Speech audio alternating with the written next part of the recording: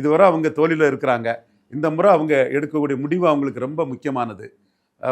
ஒரு தமிழ் மண்ணில் மிகப்பெரிய அளவு சாதனை படைத்தவர், எதிர்க்கட்சி தலைவராட்டே வந்தவர் கேப்டன் விஜயகாந்த். இன்னைக்கும் நீங்கள் யார் வேணாலும் சர்வே எடுத்து பாருங்கள், தம்பி கூட எடுத்து பார்க்கலாம்.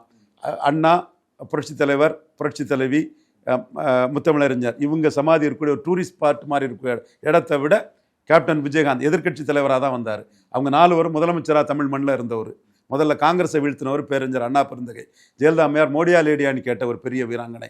மக்கள் தலைவர் எம்ஜிஆர் தெரியும் நமக்கு, முத்தமிழர் கலைஞர் எல்லாமே நமக்கு தெரிஞ்சது. இந்த 4 பேர் இருக்கக்கூடிய சமாதி இடத்தை விட எளிய மக்கள் வந்து கேப்டன் விஜயகாந்த் சமாதிக்கு டெய்லி வராங்க. எந்த பத்திரிகையாளர்கள், எந்த ஊடகவியலாளர் வேணாலும் அதை மதிப்பீடு செய்து பார்த்துக்கலாம். அந்த விஜயகாந்துக்கு குட்டுவில் தான் அவங்களுக்கு குட்டுவில். ஆனால் 2011க்கு பிறகு அவங்க வெற்றியே பெறலை. அது அவங்களுக்கு பெரிய பின்னடைவு தான். சரியான முடிவு அவங்க எடுப்பாங்கன்னு நான் கருதுகிறேன்.